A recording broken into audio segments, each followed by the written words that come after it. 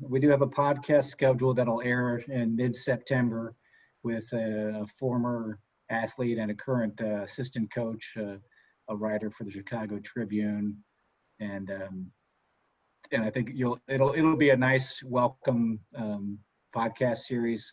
And then the next one we have lined up is right around the time of the elections and getting registered to vote. So, Luke Gore, the associate head coach at Valparaiso's men's basketball team, is very active in that space, and we're going to ask him for his thoughts on.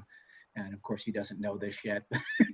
We are going to ask him to be a guest, but I think he'll have a very informative session about the process of voting. I was going to say we also want to use our website to celebrate the history of the Missouri Valley and to really magnify the role that the conference played in the integration of college sports. And two MVC institutions were the first to break the color barrier and the hiring of African-American head coaches in NCAA Division I and basketball and football.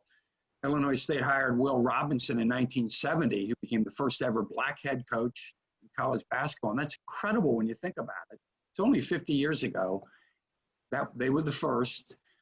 Former NBC member Wichita State had the distinction of naming the first black head coach in the sport of football when Willie Jeffries was named in 1979, another date that just doesn't seem possible that it took that a Division I head football coach of color.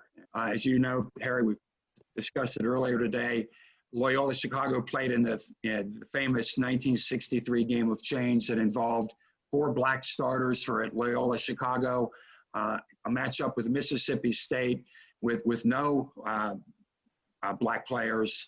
And that game really did speed the integration of student athletes in the game of college basketball.